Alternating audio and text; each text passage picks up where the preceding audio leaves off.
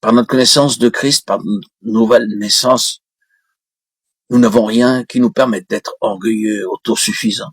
Si nous le sommes, nous en serons de toute évidence humiliés. Rien de ce qui vient de nous n'a de place dans le corps du Christ. Nous pouvons avoir une bonne opinion de nous-mêmes, avoir confiance en nous, accomplissant bon nombre de choses, mais souvenons-nous, frères et sœurs, que rien de ce qui est en nous ou que nous pouvons faire n'a lieu d'être dans cette chose qu'est le corps de Christ. La croix doit agir en nos cœurs, en nos vies, pour que nous puissions renoncer à nous-mêmes, à nos forces propres, à nos têtes bien pensantes, à notre savoir, à notre connaissance.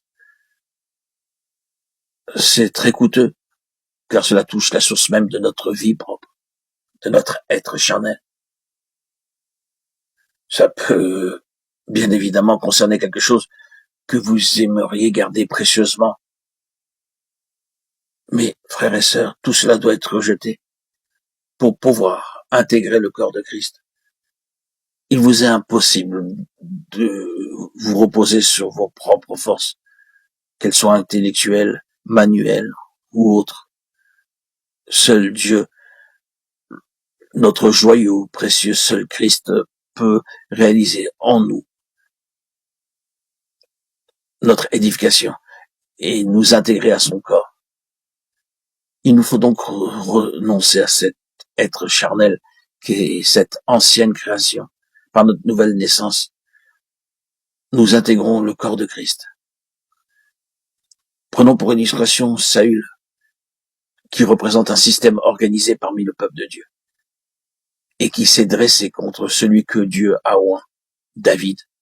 Il y avait deux ennemis opposés à David. D'une part, il y avait Goliath, les Philistins, les ennemis qui venaient du dehors, et d'autre part, il y avait Saül, celui qui venait de l'intérieur. Il est vrai que Saül a combattu les Philistins, mais souvenons-nous que ces deux ennemis ont voulu empêcher David de monter sur le trône. Saül se caractérisait par sa haute taille, il dépassait les Israélites d'une tête. C'était un homme d'une stature exceptionnelle.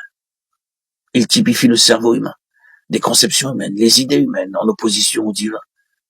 Ce que l'homme pense être bien, juste, et qui cependant se dresse contre Dieu. C'est cela, Saül. C'est ce qui ne place pas celui qui a été oint sur le trône. Le jour est venu où David, avec une pierre dans sa fronde, a frappé la tête de Goliath. Il n'a pas touché la tête de Saül, mais à partir de ce jour-là, toutes les intentions et les pensées de la tête de Saül ont été frappées également. La puissance de Saül a décliné. Le règne de Saül a pris fin lorsque Goliath était mis à mort. La pierre qui avait touché Goliath avait ainsi frappé à mort la tête de Saül. Il n'est pas nécessaire que nous frappions directement les systèmes de choses actuels. Nous ne luttons pas avec ni contre la chair et le sang, mais si par la grâce de Dieu un coup mortel a pu être porté à notre ennemi spirituel, celui de l'extérieur, nous savons que les jours du règne de Saül sont comptés. Toutes les autres têtes couronnées doivent se retirer. Toutes les autres rois doivent capituler. Le trône doit être donné à David. C'est ce que Dieu fait aujourd'hui. Voici ce qui est sur mon cœur. Si vous connaissez réellement la croix, elle vous introduira dans le corps. Il y a une chose qui me rend perplexe lorsque je rencontre des chrétiens. Ils sont si nombreux à professer qu'ils connaissent le Seigneur, si nombreux à déclarer connaître la profonde signification de la croix, mais cependant rien ne se produit. Ils en sont toujours au même point. Rien ne progresse. Ils déclarent croire au corps. Ils disent que tous sont un en Christ. Ils soulignent que le vieil homme doit partir, que l'homme naturel doit se retirer, que rien de tout cela ne doit subsister, ne doit être gardé. Mais rien ne se passe. Vous ne voyez jamais les choses se manifester. Ce n'est pas un simple langage, que le Seigneur nous préserve d'être uniquement des parleurs. Le Seigneur doit nous donner quelque chose de spirituel, afin que nous puissions réellement voir.